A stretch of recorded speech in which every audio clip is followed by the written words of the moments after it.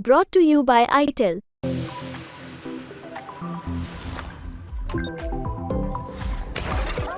मोदी जी के चलते मोदी जी ये किए।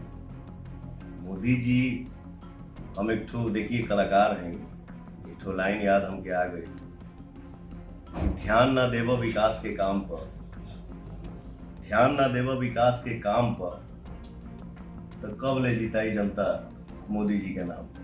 बिहार की काराकाट लोकसभा सीट पर मुकाबला दिलचस्प है। जैसा कि वीडियो की शुरुआत में आपने भोजपुरी एक्टर और सिंगर पवन सिंह का बयान सुना, एक तंज एनडीए प्रत्याशी उपेंद्र कुशवाहा पर।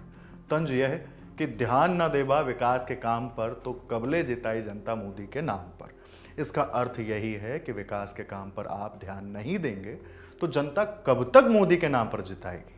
अब पवन सिंह का पूरा बयान सुनिए कि उन्होंने किस संदर्भ में यह बात कही थी। देखिए, उपेंद्र कुशवाहा जी बड़े हैं, सीनियर हैं, मैं उनका भी सम्मान करता हूं और मैं यही चाहूंगा कि उनका भी आशीर्वाद मुझे मिले। रही बात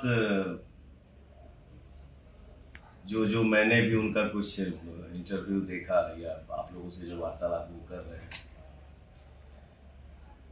तो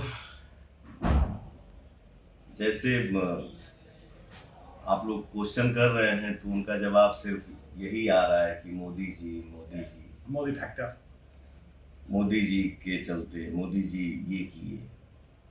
मोदी जी हम एक ठो देखिए कलाकार हैं, एक ठो लाइन याद हमके आ गई कि ध्यान ना देवो विकास के काम पर, ध्यान ना देवो विकास के काम पर, तो कब ले जिताई जनता मोदी जी के नाम पर।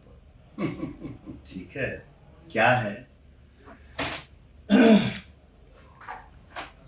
मोदी जी हमारे आदर्श हैं, मैं मोदी जी का बहुत सम्मान करता हूँ, लेकिन हमारे घर के बगल में चाहे हमारे घर में का प्रॉब्लम बा इसको हम ना देखेंगे।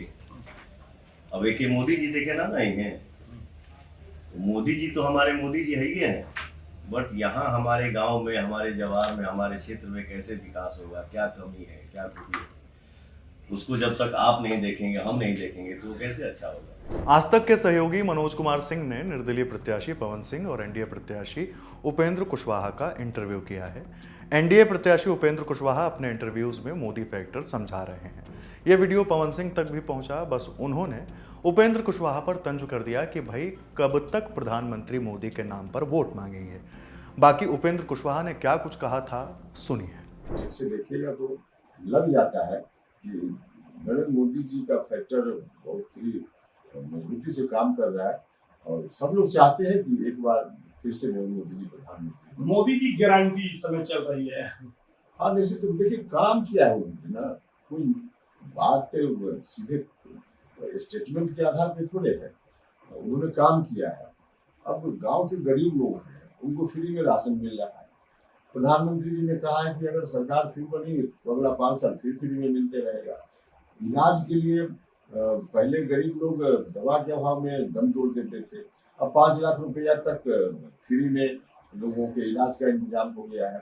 तो हर तरह से इतना अच्छा काम हुआ है और साथ में बिहार की सरकार ने भी जो रोड का जाल बिछा दिया।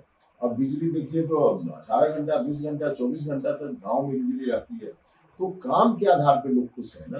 अब उस सवाल पर आते हैं जिसका जवाब आपके लिए जानना जरूरी है। सवाल यह है कि पवन सिंह ने बीजेपी का ऑफर क्यों ठुकराया। उन्हें काराकाट से चुनाव लड़ने के लिए किसने कहा था। इस सीट का चुनाव पवन सिंह ने कैसे किया।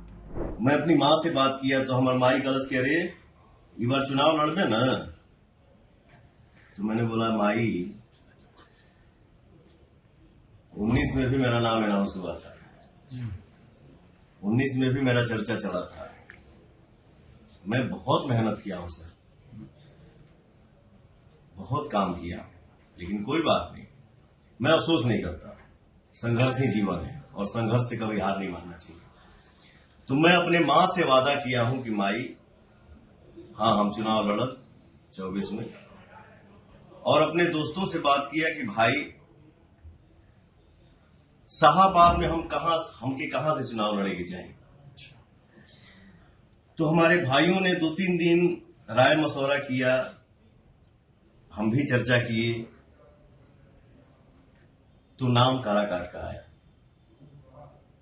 मैंने भी पूछा क्यों काराकाट काहे हो, तो हमारे भाई सब बोले कि काराकाट ही आपके शाहबाद में एक ऐसा लोकसभा क्षेत्र है जहां विकास का कोई कमी नहीं हुआ। मैंने बोला चलिए डर करिए, मैं काराकाट से ही चुनाव लड़ूंगा, मुझे आशीर्वाद मिलेगा, मैं विजयी होऊंगा, तो फिर काराकाट की जनता आपको मुस्कुराते हुए नजर आएगी। इस सीट पर मुकाबला त्रिकोणीय माना जा रहा है। सीपीआईएम के राजाराम सिंह कुशवाहा इस सीट पर प्रत्याशी हैं। बाकी चुनाव तक ढेरों खबरें बनेंगी, उतरेंगी, सब कुछ आपको मिलेगा द लल्लन टॉप पर। शुक्रिया।